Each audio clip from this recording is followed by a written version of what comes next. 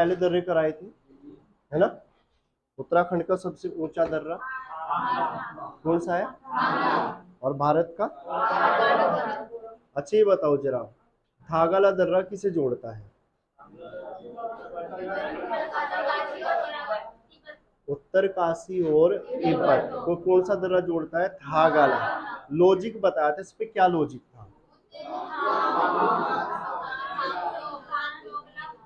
नेलांग में, ओतथामू साग चोकला नेलांग में, ये बता दिया था। यानी थागला, मोलिंगला, साग चोकला, नेलांग, ये दर्रे किसे जोड़ते हैं? उत्तरकाशी और तिब्बत। माणा किसे जोड़ेगा?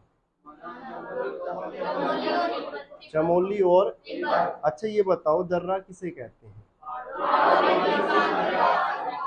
पहाड़ों के बीच जो संकरा रास्ता है, छोटा रास्ता है, उसे हम क्या कहते हैं? दर्रा कहते हैं। अच्छा एक हमने पढ़ा था इसमें, ट्रेल पास दर्रा किसे जोड़ता है? बाप ट्रेल पास, बताया होगा। बागेश्वर और पिथौरागढ़, याद रखना था। बाप ट्रेल पास, बागेश्वर और पिथौरागढ़ को कौन सा दर्रा जोड़ता है? ट्रेल पास। एक बताया था हमने कल, कालिंदी दर्रा, कालिंदी दर्रा, काली ऊंच है उत्तरकाशी और चमोली को। आज देखेंगे इसमें हम क्या, उत्तराखंड में हिमालय की अवधारणा, हिमालय की अवधारणा। सबसे पहली बात, हिमालय की अवधारणा में भी हम देखेंगे कि उत्तराखंड को भौगोलिक रूप से अगर देखा जाए, उत्तराखंड को भौगोलिक रूप से देखा जाए तो इसे कितने भागों में डिवाइड कर सकते हैं? 8। कितने भागों में? 8 भागों में हम इसे डिवाइड कर सकते हैं। ठीक है, 8 भाग कौन कौन से, पहले वो देखेंगे फिर है क्या। पहले मेरी बात समझना ध्यान से, अगर हम यानी प्लेन एरिया से पहाड़ों की ओर चलें, पहाड़ों की ओर चलें, तो सबसे पहले हम देखते हैं कौन सा क्षेत्र आता है? गंगा का मैदानी भाग इसे कहा जाता है, मैदानी भाग कह देते हैं, या मैदानी क्षेत्र कहा जाता है। पहले नंबर पे ये तो हो जाता है गंगा का मैदानी भाग, यानी नीचे से हम कहाँ चल रहे? ऊपर की ओर। ठीक है, दूसरा क्षेत्र आता है हमारा इसी के जस्ट ऊपर, जैसे हम ऊपर को बढ़ेंगे तो दूसरा क्षेत्र आता है यहाँ तराई क्षेत्र। तराई क्षेत्र उसे कहा जाता है कि जहां पर पानी की भरपूर मात्रा हो, उसे क्या बोलते हैं हम? तराई क्षेत्र। तो सबसे पहले हमने क्या देख लिया? गंगा का मैदानी भाग या गंगा का मैदानी क्षेत्र। दूसरे नंबर पे आता है तराई क्षेत्र, दूसरे नंबर पे तराई क्षेत्र। अब होता क्या है, तीसरे नंबर पे आ जाता है जब क्या होता है, यानी देखो, जो गंगा का मैदानी भाग होगा, यहाँ की जो मिट्टी होगी ना, वो क्या होगी? बारीक कणों वाली होगी, बारीक कणों वाली होगी, यानी रेतली मिट्टी कह सकते हैं। हाँ, लेकिन क्या होगा, यहाँ की मिट्टी जो होगी वो सबसे उपजाऊ होती है। क्यों होती है? जब पहाड़ों पे वर्षा होती है, तो पहाड़ों पे जब वर्षा होगी, जो पानी होगा वो बह के कहाँ आने वाला है? वो तो प्लेन में ही तो आने वाला है, मैदान में। और जब ये मैदान से होके जाएगा तो अपने साथ में बहुत सारे क्या, खनिज, उर्वरक, अवसाद वगैरह लेके आएगा। तो यहाँ की मिट्टी उपजाऊ होगी या नहीं होगी? जैसे ही हम यहाँ से थोड़ा ऊपर चलते तो दूसरा क्षेत्र क्या आता है? तराई क्षेत्र। यहाँ पे क्या होगा, यानी पानी की भरपूर मात्रा होगी। इसके बाद अब यहाँ से हम जैसे आगे बढ़ते जाएंगे तो यहाँ पे क्या होंगे? पत्थरों वाली, यानी बड़े बड़े थोड़े क्या होंगे? बड़े बड़े पत्थर आने शुरू हो जाएंगे। इसके बाद नेक्स्ट क्षेत्र आता है भाबर। ठीक है, नेक्स्ट क्षेत्र क्या आएगा? भाबर। इसे क्या बोलते हैं? भाबर क्षेत्र, भाबर क्षेत्र बोलेंगे, है ना। यानी पहला क्या हुआ? गंगा का मैदानी भाग, दूसरा तराई, फिर भाबर, दूसरा क्या हुआ? भाबर। भाबर क्षेत्र कुछ इस तरह का होता है, ये देखो, ये तो हो गया हमारा क्या, ये पूरा का पूरा तराई भाबर क्षेत्र। यानी यहाँ पे क्या होंगे? बड़े बड़े पत्थर वगैरह होंगे अपेक्षा मैदानों की। क्या मैदानों में ऐसे पत्थर तुम्हें देखने को दिखाई देंगे? नहीं दिखाई देंगे। मैदानों में क्या दिखाई देंगे तुम्हें? बारीक यानी महीन कण वाली मिट्टी देखने को, या रेतली मिट्टी देखने को मिल जाती है। ठीक है, तो यहाँ पे हम बात कर रहे थे, यानी सबसे पहले सबसे निचले वाले पोर्शन में क्या दिखाई दे रहा है? गंगा का मैदानी भाग, दूसरा तराई क्षेत्र, तीसरा भाबर। और जैसे हम आगे बढ़ते तो यहाँ से पहाड़ियों की स्टार्टिंग हो जाती है शुरू, यहाँ से क्या हो जाएगी? पहाड़ियों की स्टार्टिंग शुरू। इसे नाम देंगे हम क्या? शिवालिक क्षेत्र या बाह्य हिमालय। शिवालिक क्षेत्र या बाह्य हिमालय। तो सबसे पहले कौन सा? फिर और भाबर के बाद शिवालिक। क्या आ जाता है? शिवालिक। शिवालिक क्षेत्र, यही अपने वाला जो देखते हैं हम, यहाँ से शिवालिक नगरीय स्टार्ट हो जाता है, वो सारा इसी के अंतर्गत आता है। जो हम रोशनाबाद से पहाड़ियां वगैरह देखते हैं वो सारी इसी के अंतर्गत आती है। मनसा देवी, चंडी देवी, वो सारा इसी में आता है। ठीक है, इसके बाद अब ध्यान रखना, अब होता क्या है, ये शिवालिक क्षेत्र शुरू हुआ, लेकिन इन शिवालिक क्षेत्र के बीच में कुछ क्या होंगी? घाटियां मिलेंगी हमें। क्या मिलेगी? घाटियां। घाटियां उसे कहते हैं जो पहाड़ों के बीच में, यानी कुछ समतल मैदान टाइप के होते हैं, उन्हें हम क्या बोल देते हैं? घाटियां बोलते हैं। यानी पहले नंबर पे क्या आ रहा है? फिर तराई क्षेत्र, फिर भाबर क्षेत्र, शिवालिक। शिवालिक के बाद इसे क्या बोलते हैं? दून। इसे क्या बोलेंगे? दून क्षेत्र। दून, दून का मतलब उत्तराखंड में दून किसे कहा जाता है? जो संरचनात्मक घाटियां होती हैं, यानी पहाड़ों के बीच जो घाटियां होती हैं उन्हें हम क्या बोलते हैं? दून। और इस तरह से उत्तराखंड का सबसे बड़ा जो दून कहा जाता है वो कौन सा है? देहरादून। कौन सा है? देहरादून। इतना क्लियर हुआ। इसके बाद जैसे हम और ऊपर बढ़े, जैसे यहाँ से भी और ऊपर बढ़े, तो हम देखते हैं कौन सा क्षेत्र आता है? लघु या मध्य हिमालय। यानी इससे ऊपर और चलेंगे हम, इससे ऊपर अगर हम चलेंगे, क्या कौन सा क्षेत्र आया? लघु या मध्य हिमालय। ये आ जाता है लघु और मध्य। लघु मध्य के बाद हम चलते फिर कहा? इससे ऊपर। तो इसे क्या बोलते हैं? इसे बोलेंगे व्रत। इसे क्या बोलेंगे? व्रत हिमालय। और सबसे टॉप में जो मिलेगा उसे क्या बोलते हैं? ट्रांस हिमालय। तो हमने ये देखा कि उत्तराखंड का अगर हम भौगोलिक स्वरूप देखते हैं तो उत्तराखंड का ध्यान हो गया। तो सबसे पहला क्षेत्र कौन सा है? पहला गंगा का मैदानी क्षेत्र, दूसरा तराई क्षेत्र, फिर भाबर, फिर शिवालिक, फिर दून, लघु या मध्य, फिर व्रत या दून। बताओ जरा, अगर उत्तराखंड को भौगोलिक आधार पर कितने भागों में बांट सकते हैं?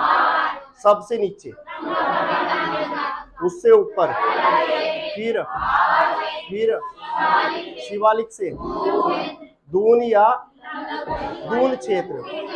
ठीक है, उत्तराखंड में दून किसे कहते हैं? देहरादून को नहीं।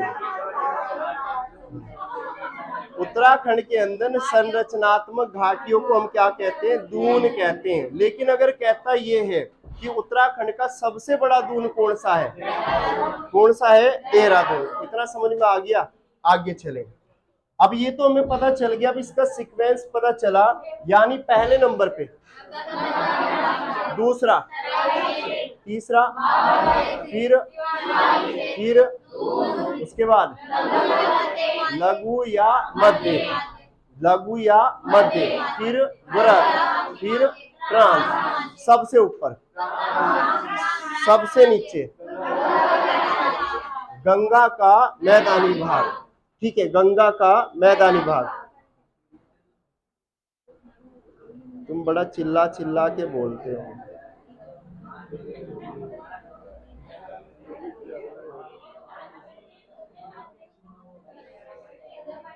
चलो जी, ठीक है, इतना क्लियर हो गया। आगे चलें।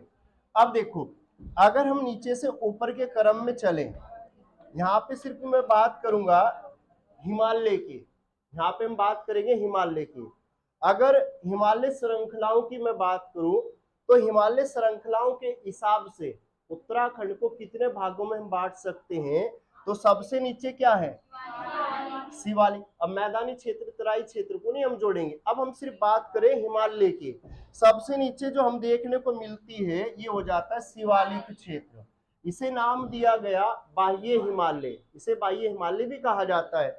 इसके बाद यानी इनके बीच में क्या है तुम्हें देखने को मिल रही है, क्या है, घाटियां हैं। ये क्या है, घाटियां हैं। इन घाटियों को हम क्या बोलते हैं, दून बोलते हैं। और उत्तराखंड के अंदर अगर पूछ ले कि संरचनात्मक घाटियों को क्या कहते हैं, हम दून कहते हैं। उत्तराखंड का सबसे बड़ा दून देहरादून। अब यहां से ऊपर चले, लघु या मध्य हिमालय, लघु या मध्य हिमालय, ऊपर चले बृहत हिमालय, फिर ट्रांस हिमालय। इतनी बात समझ में आ गई होगी। आगे चले, अब बात कर लेते हैं, यहाँ पे सबसे पहली बात करेंगे हम गंगा का मैदानी भाग। इसमें क्या खासियत है, सबसे पहला पॉइंट तो यही पूछेगा कि इसका निर्माण कैसे होता है। जो नदियां हैं उनके द्वारा जो बहाकर लाई गई मिट्टी होगी। अब जाहिर सी बात है, पहाड़ से गंगा आएगी। अब बड़े बड़े पत्थर वगैरह तो बहुत नाम मात्र के आएंगे, लेकिन क्या आएंगे, इसमें बारीक महीन कण वाली मिट्टी आएगी। और ध्यान रखना, गंगा द्वारा बहाकर लाई जाती है। और इसका अधिकांश भाग कहाँ देखने को मिलेगा, हरिद्वार। कहां से, हरिद्वार में। इतना क्लियर हो गया। इसके बाद दूसरे में चले गए हम, दूसरा आता तराई क्षेत्र। तराई क्षेत्र की अगर मैं बात करूं, तराई क्षेत्र का जो निर्माण होगा वो किस चट्टान से हुआ, तो अवसादी चट्टान। किससे हुआ, अवसादी चट्टान। तो यहाँ पे पूछ लेगा तराई क्षेत्र का निर्माण किससे हुआ, तो अवसादी चट्टान से। किस प्रकार की मिट्टी यहाँ पर पाई जाती है, दलदली। कौन सी मिट्टी, दलदली। भाई मैंने बताया अभी अभी, यहाँ पे पानी की भरपूर मात्रा होती है, इस कारण इसे क्या कहा जाता है, तराई क्षेत्र। तो मिट्टी कैसी होगी, दलदली। इसके बाद यहाँ पे क्या पाए जाते हैं, अगर पूछ ले किस क्षेत्र में पाताल तोड़ कूप पाए जाते। कूप का मतलब होता है कुआं। क्या होता है, कुआं। पाताल तोड़ कूप पाए जाते हैं तो हम कहेंगे तराई क्षेत्र। यहां से केवल यही क्वेश्चन सबसे ज्यादा पूछा जाता है कि बताएं हिमालय के किस क्षेत्र में पाताल तोड़ कूप पाए जाते, तो हम कहेंगे तराई क्षेत्र। यानी यहाँ पे पानी ऊपर ही रहता है। इस अगर बात करें कि तराई क्षेत्र की जलवायु कैसी है, उपोष्ण प्रकार की यहाँ की क्या है, जलवायु। यानी उपोष्ण का मतलब यहाँ पे ठंडा भी और गर्म भी। इतना क्लियर हो गया। इसके बाद चल जाते हैं हम किसमें, भाबर क्षेत्र। भाबर क्षेत्र की अगर मैं बात करूं, भाबर क्षेत्र हिमालय के किस श्रेणी में आता है, तो ध्यान रखना जरा, अगर पूछ ले भाबर क्षेत्र हिमालय की किस श्रेणी के दक्षिण में देखने को मिलेगा, शिवालिक। दक्षिण में किसके, शिवालिक। तो सबसे पहले अगर मैं बात करूं, ये कहां देखने को मिलेगा, शिवालिक श्रेणियों के दक्षिण में। शिवालिक श्रेणियों के दक्षिण में मिलेगा। भाबर क्षेत्र की विशेषता क्या, यहाँ का क्षेत्र क्या है, ऊबड़ खाबड़। यहाँ पे क्या पाए जाते, बड़े बड़े क्या पाए जाते, पत्थर वगैरह, बुलडोजर वगैरह प्रकार के पत्थर कहाँ पाए जाते, तराई भाबर में। ये तो कौन सा क्षेत्र है, ये तराई है। और इसमें क्या है, भाबर। भाबर में क्या पाए जाएंगे, पत्थर वगैरह। और तराई में पानी की भरपूर मात्रा होगी। समझ में आ गया। अगर कहूं तुमसे कि पाताल तोड़ कूप पाए जाते किस क्षेत्र में, तराई क्षेत्र में पाए जाते हैं। ठीक है। इसके अलावा अब आ जाते हैं हम कौन से भाग पे, शिवालिक। यानी अब हम हिमालय की श्रृंखला से ऊपर चल रहे हैं। सबसे पहली बात करें हैं शिवालिक। शिवालिक क्षेत्र की अगर मैं बात करूं, शिवालिक क्षेत्र को शिव की बोहें कहा जाता है। क्या बोला जाता है, शिव की बोहें। पूछ लेगा शिव की बोहें किसे कहा जाता है, तो शिवालिक क्षेत्र को। इसका दूसरा नाम क्या है, बताओ जरा।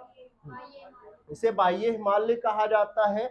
और हिमालय की सबसे नवीन श्रृंखला भी किसे कहा जाता है, हिमालय की नवीन श्रृंखला के नाम से भी किसे जाना जाता है, तो शिवालिक क्षेत्र को। जीवाश्म पाए जाते हैं किस क्षेत्र में, शिवालिक क्षेत्र में। और शिवालिक क्षेत्र का प्राचीन नाम क्या था, मेनाक पर्वत। ये क्वेश्चन कई बार एग्जाम में पूछा गया। शिवालिक क्षेत्र का दूसरा नाम या प्राचीन नाम क्या था, मैनाक पर्वत। उत्तराखंड के कितने जिले में फैला हुआ है, 7। कितने जिले में, 7। बताओ जरा फिर। अगर हम कहें कि उत्तराखंड को भौगोलिक आधार पर कितने भागों में बांट सकते हैं, 1 मिनट चुप रहना जी, हेल्प मत करना इसकी। सबसे नीचे, उससे ऊपर, उससे ऊपर, भाबर के ऊपर, दून, भाबर के ऊपर दून या शिवालिक? शिवालिक के ऊपर, दून के ऊपर, उससे ऊपर व्रत, और उससे ऊपर ट्रांस हिमालय। ठीक है, पकड़ बनी है जी। सबसे नीचे दूसरा, फिर और उससे ऊपर, उससे ऊपर, उससे ऊपर। वो कौन सा क्षेत्र है जहां पर पाताल तोड़ कूप पाए जाते? अगर पूछ ले हिमालय की सबसे नवीन श्रृंखला किसे कहेंगे? बहुत बढ़िया, वेरी गुड जी। तो हिमालय की नवीन श्रृंखला किसे कहेंगे हम? शिवालिक। अगर पूछ लिया जाए जीवाश्म में भी किस में पाए जाते हैं? शिवालिक क्षेत्र में। किसमें पाए जाते हैं? शिवालिक क्षेत्र में। और यहाँ पे ध्यान रखना, एक क्वेश्चन तो ये सबसे ज्यादा पूछा जाता है, अगर शिवालिक श्रेणियों को दूसरे किस नाम से जानते हैं? बाह्य हिमालय। बाह्य हिमालय इसलिए कहा जाता है, अगर ऊपर से देखें तो सबसे बाहरी कौन सा दिखाई देगा? शिवालिक। कौन सा दिखाई देगा? शिवालिक। इतना क्लियर हो गया। इसके बाद बात कर लेते हैं शिवालिक क्षेत्र में औसत ऊंचाई क्या होगी इसके। तो ध्यान रखना, इंपोर्टेंट है, शिवालिक क्षेत्र की औसत चौड़ाई की। तो चौड़ाई कितनी है? 10 से 20 किलोमीटर। 10 से 20 किलोमीटर क्षेत्र में क्या है? फैला हुआ है। लेकिन इंपोर्टेंट, शिवालिक क्षेत्र की ऊंचाई कितनी है? 700 से 1200। 700 से 1200।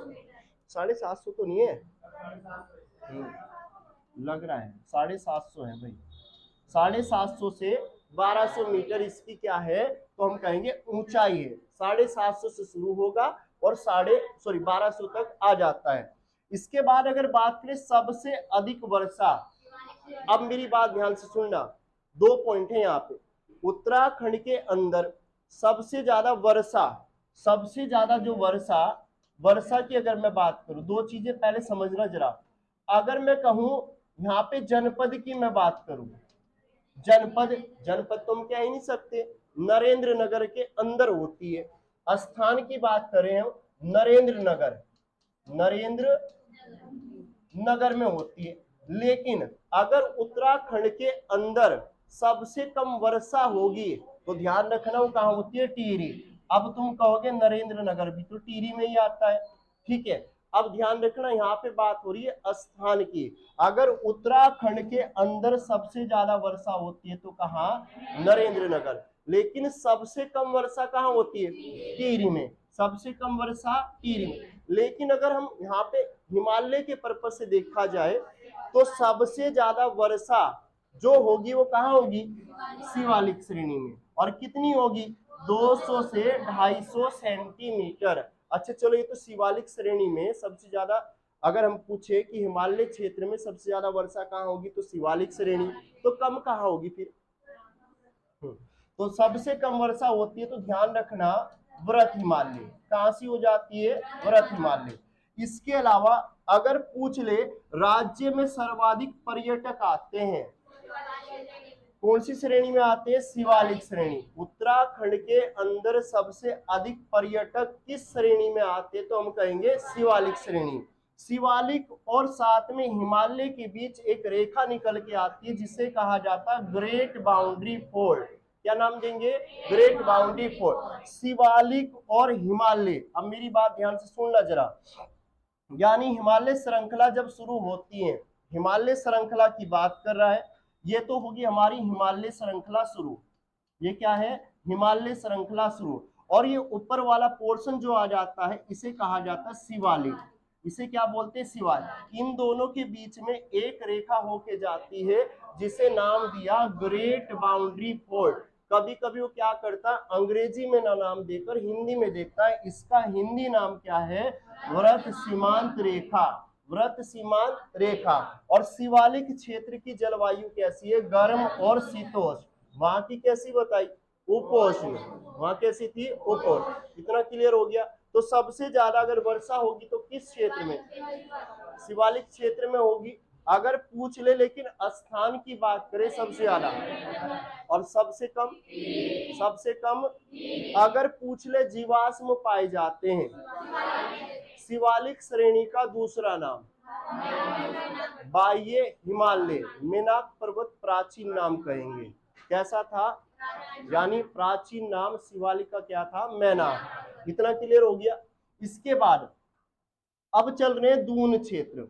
दून क्षेत्र किसे कहा जाता, उत्तराखंड के अंदर जो संरचनात्मक जो घाटियां दिखाई दे रही होंगी कि भाई ये संरचनात्मक जो घाटियां हैं इन्हें हम क्या बोलते हैं, दून बोलते हैं। क्या बोलते हैं, दून। उत्तराखंड के अंदर संरचनात्मक घाटियों को क्या कहा जाता है, दून कहा जाता है। और दून की अगर मैं बात करूं, उत्तराखंड का सबसे बड़ा दून क्या है, देहरादून। सबसे बड़ा दून देहरादून। अब देखो, अगर हम हिमालय पर्पज से चले कि हिमालय के आधार पर उत्तराखंड को कितने भागों में डिवाइड करते हैं हम, तो ध्यान रखना सबसे पहले क्या दिखाई दे रहा है, शिवालिक के बाद लघु या मध्य, फिर इसके बाद आता व्रत। व्रत को महान हिमालय भी कहते हैं। और सबसे ऊपर जो देखने को मिलेगा हमें, सबसे ऊपर जो देखने को मिलेगा उसे हम क्या बोलते हैं, ट्रांस हिमालय। क्या बोलेंगे, ट्रांस हिमालय। तो लघु, ये दून तो क्या है, ये तो घाटियां हैं। तो क्या लिख रही है इस पे, हेलो जी,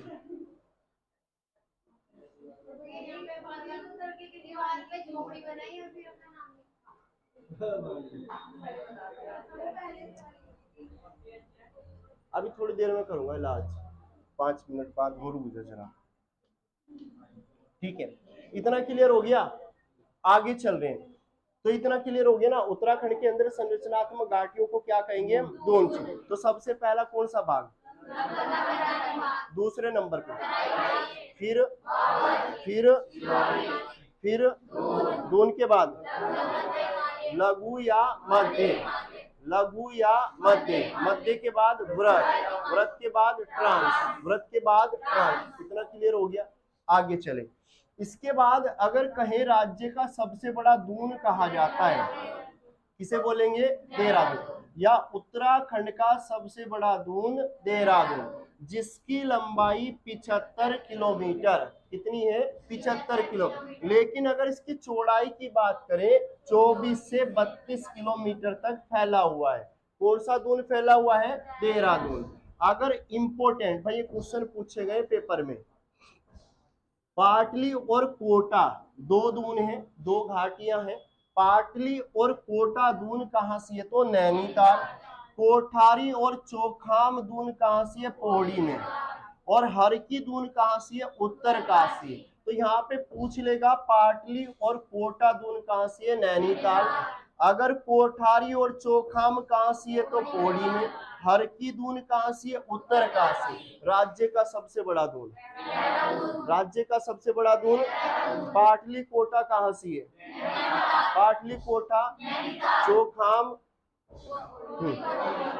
चोखाम कहां से है, चोखाम हो गया पौड़ी।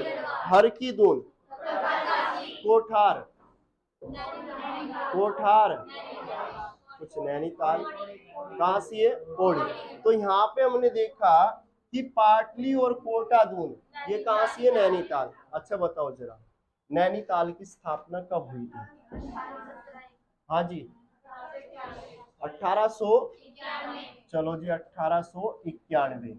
अगर पूछ ले पौड़ी की स्थापना, 1840। अगर पूछ लिया जाए उत्तरकाशी की, 24 फरवरी 1960 में किसकी स्थापना हो जाती है।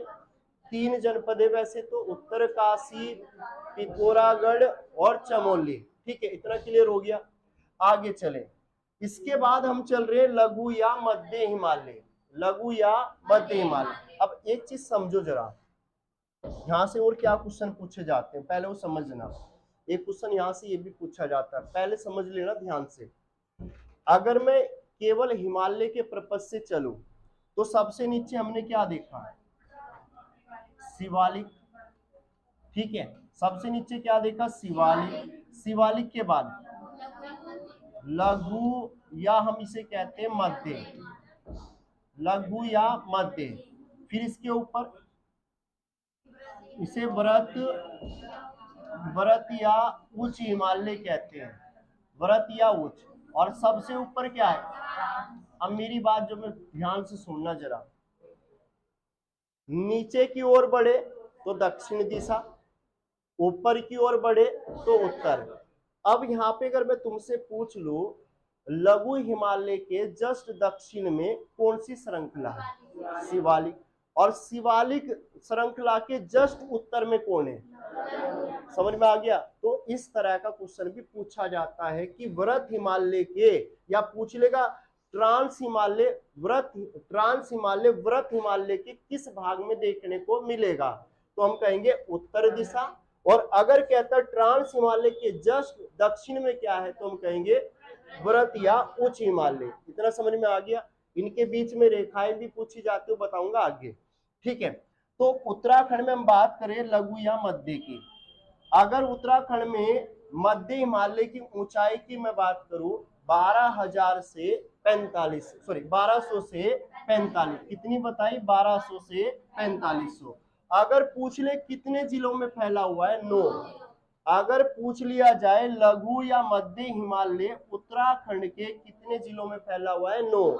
सबसे पहले चंपावत, फिर नैनीताल, फिर अल्मोड़ा, चमोली, पौड़ी और रुद्रप्रयाग और टिहरी, उत्तरकाशी, देहरादून। चलो जी एक बार रिपीट करते हैं। क्षेत्रफल, क्षेत्रफल बताओ। 1766। अगर पूछ ले चंपावत का क्षेत्रफल कितना है? 1766। नैनीताल 42, 51। देख लो। अच्छा ये बताओ रिपीट मार मार के याद हुए या नहीं हुए? कभी सोचा था कि याद होंगे? सोच भी नहीं सकोते तुम कि हम इन्हें याद कर लेंगे।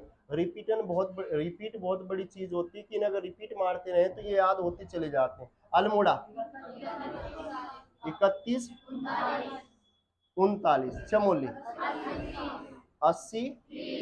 अगर पूछ ले पौड़ी 53, 29। इसके अलावा रुद्रप्रयाग 1984। टिहरी, टिहरी का 25, 42। अब सही है 36, 42। उत्तरकाशी 80, 16। ये तो हो जाता है उत्तरकाशी। 30, 88। ये किसका है? तो देहरादून। ठीक है, तो ध्यान रखना इनके क्षेत्रफल बहुत ज्यादा पूछे भी जाते हैं। अब यहाँ पे क्वेश्चन ध्यान रखना जरा, मध्य हिमालय में लघु या मध्य हिमालय में कौन कौन से क्षेत्र देखने को मिल जाते हैं? ध्यान रखना मसूरी कई बार पूछा गया। मसूरी किस क्षेत्र में आता है या हिमालय की किस श्रृंखला में देखने को मिलेगा? तो मसूरी कहाँ देखने को मिल जाता है? तो लघु या मध्य हिमालय, लघु या मध्य हिमालय। एक देवन पूछा जाता, देववन, ये देहरादून वाला एरिया है। ठीक है, इसके अलावा रानीखेत, रानीखेत यानी अल्मोड़ा, अल्मोड़ा ये भी किस में आता है? लघु या मध्य। दूधातोली 5 नदियों का उद्गम स्थल, दूधातोली। बताओ 5 नदियां कौन कौन सी हैं? एक तो हो जाती है पूर्वी नयार, एक हो जाती है पूर्वी नयार, दूसरी दूसरी होती है पश्चिमी नयार, पश्चिमी नयार। तीसरी आटागाड़, आटागाड़ हो जाती है। फिर हो जाती है वूनो, वूनो। और फिर 5वें नंबर पे पश्चिमी रामगंगा, पश्चिमी रामगंगा। तो उत्तराखंड का पामीर भी कहा जाता है किसे? दूधातोली। लेकिन अगर ध्यान रखना दूधातोली हिमालय के किस भाग में है? तो लघु या व्रत हिमालय, लघु या मध्य हिमालय। अब ध्यान रखना मध्य हिमालय में जीवाश्म नहीं पाए जाते, लेकिन जीवाश्म किस में पाए जाते? शिवालिक श्रेणी का दूसरा नाम, हाँ जी, बाह्य हिमालय। शिवालिक श्रेणी का दूसरा नाम बाह्य हिमालय। अगर पूछ ले प्राचीन नाम क्या था? मैनाक पर्वत। इतना क्लियर हो गया। अगर बात करें हम यहाँ पे कि जो मध्य हिमालय है इसका निर्माण किससे हुआ है? वलित और कायांतरित चट्टान, वलित या कायांतरित चट्टान। मध्य हिमालय और शिवालिक हिमालय के बीच एक रेखा होके जाती है जिसका नाम क्या है? मेन सीमांत दरार। इसे कहा जाता main boundary fold, main boundary fold. ये सारी रेखाएं आगे लास्ट में कराऊंगा एक जगह। ठीक है, इसके बाद अब बात कर लेते हैं, आ जाते हैं बुग्याल। अगर पूछ ले उत्तराखंड के अधिकांश बुग्याल, बुग्याल वैसे कल की क्लास में होंगे, किसे कहते हैं बुग्याल, उत्तराखंड के अंदर हरी मखमली घास के मैदानों को हम क्या कहते हैं, बुग्याल। क्या कहते हैं, बुग्याल। अब ध्यान देना, अगर बुग्याल हमें अधिकांश देखने को मिलेंगे हिमालय के किस भाग में, मध्य हिमालय, यानी मध्य हिमालय में जो घास के मैदान होते हैं उन्हें क्या कहा जाता है, तो हम कहते हैं बुग्याल। क्या बोलेंगे, बुग्याल। लेकिन कश्मीर वाले से क्या बोलते हैं, मर्ग। कश्मीर वाले क्या बोलेंगे ना, मर्ग। ये हिमाचल प्रदेश है भाई, हिमाचल प्रदेश। हिमाचल प्रदेश वाले से क्या बोलते हैं, थच। क्या बोलते हैं, थच। और ध्यान रखना, इंपोर्टेंट पेपर में पूछा गया है, अगर पशु चारकों का स्वर्ग कहा जाता है तो किसे, बुग्यालों को। किसे कहेंगे, बुग्याल। गुलमर्ग, सोनमर्ग, कर्णमर्ग, ये बुग्याल है कहां से, तो कश्मीर। कहां से है, कश्मीर। तो उत्तराखंड के अंदर हरी मखमली घास के मैदानों को क्या कहेंगे, बुग्याल। क्या बोलते हैं, बुग्याल। तो इस तरह के होते हैं बुग्याल, जहां पे एक महिला भी बैठी हुई है, ठीक है। ये क्या है, तीन महिला है, दो महिला है, ठीक है। अब ध्यान देना जरा, इनके बारे में बताऊंगा है क्या ये, इतना क्लियर हो गया। आगे चले, बुग्यालों में कौन सी जलवायु पाई जाती है, तो ध्यान रखना अल्पाइन। कौन सी जलवायु, अल्पाइन। बुग्यालों को पशु चारकों का क्या कहा जाता है, स्वर्ग। क्या बोलते हैं, स्वर्ग। तो पूछ लेगा पशु चारकों का स्वर्ग उत्तराखंड के अंदर किसे कहा जाता है, बुग्याल। और ये जो पशु चारक होते हैं, पशु चारक भाई ये ऐसे लोग होते हैं इनके पास कोई रोजगार नहीं हुआ करता, इनकी जो दिनचर्या या इनकी जीविका है वो किस पर आधारित होती है, इनके पशुओं पर। ये यानी अपने पशुओं को क्या करते हैं, चराते हैं और उनका दूध बेचते हैं, जो यानी जो भेड़ बकरियां होती हैं उनके बालों के बेचते हैं, उनसे इनका गुजारा होता, बाकी इनके पास कोई रोजगार नहीं होता।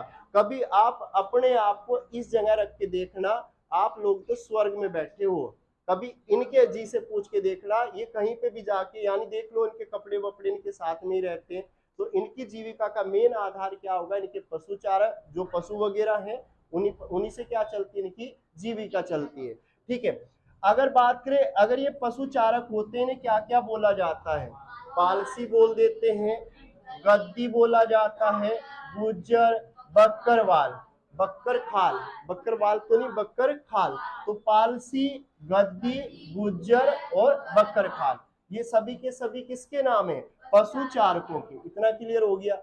अगर पूछ ले अधिकांश बुग्याल उत्तराखंड में कहां देखने को मिलेंगे, अधिकांश बुग्याल मैं कहूं अगर हिमालय के किस भाग में देखने को मिलेंगे, मध्य। वैसे जनपद कौन सा है तो हम चमोली कह सकते हैं, ठीक है।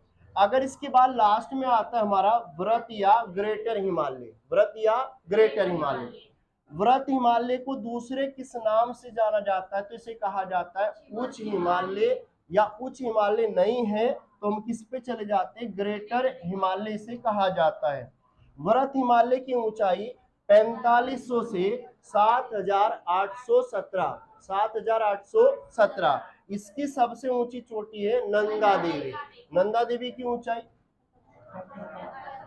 7817। अब यहाँ पे क्वेश्चन पूछेगा कि बताएं नंदा देवी किस हिमालय का भाग है, तो हम कहेंगे व्रत या ग्रेटर हिमालय, व्रत या ग्रेटर हिमालय। सबसे कम वर्षा जो होगी कहाँ होती है, व्रत हिमालय। और सबसे ज्यादा कहाँ होती है, शिवालिक क्षेत्र, सबसे ज्यादा शिवालिक क्षेत्र, सबसे कम व्रत हिमालय। यहाँ पे कौन सी जनजाति निवास करती है, तो ध्यान रखना भोटिया। भोटिया में मौसमी प्रवास पाया जाता है, इनकी जीविका जो चलती है वो पशुओं पर आधारित है। तो इनके दो प्रकार के घर होते हैं, एक को कहा जाता है ग्रीष्मकालीन, जो ग्रीष्म यानी गर्मियों के घर होंगे उन्हें क्या बोला जाता है, उन्हें बोला जाता है मैत।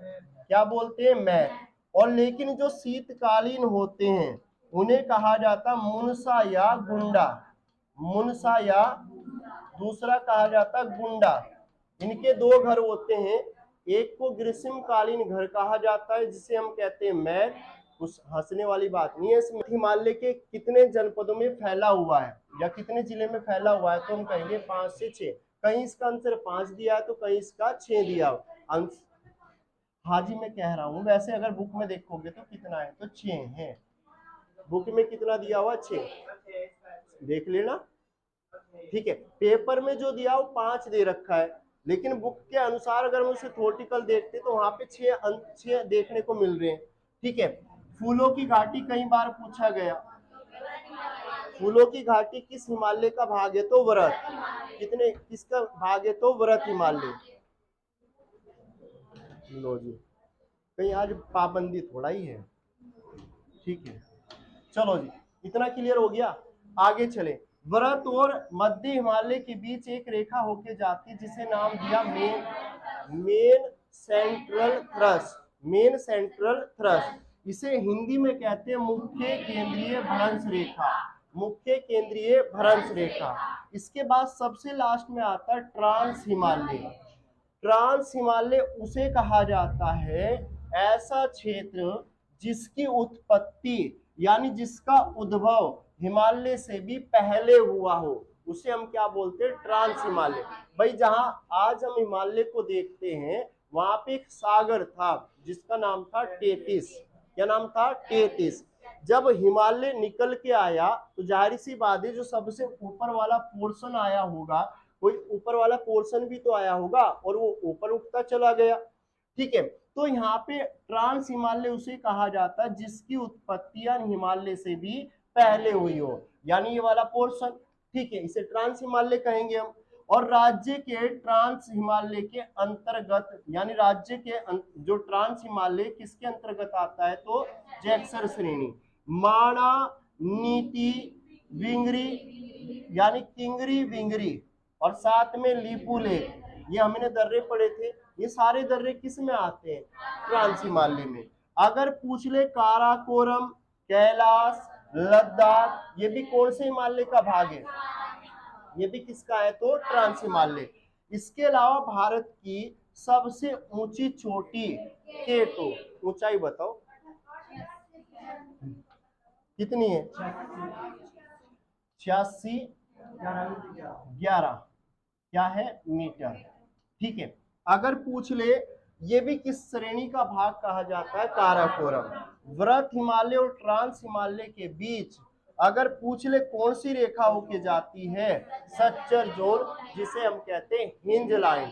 अब ध्यान से सुनना जरा, अभी अभी हमने पढ़ा कि अगर हिमालय के पर्पज से देखा जाए, हिमालय के पर्पज से देखा जाए, सबसे नीचे हमने देखा इसमें हिमालय, यहां से क्या होगा, हिमालय श्रृंखला शुरू होगी।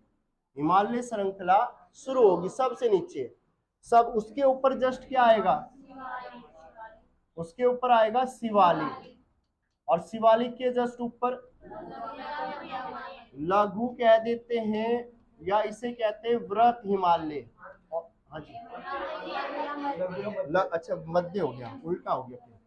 तो इसे कहेंगे हम क्या, यानी शिवालिक के जस्ट ऊपर कौन सा आने वाला, लघु या मध्य, और इससे ऊपर व्रत कह देते हैं, उच्च हिमालय कह देते हैं, इससे ऊपर ट्रांस हिमालय। अब यहाँ से रेखाएं पूछी जाती है, यहाँ से क्वेश्चन आता है जरूर।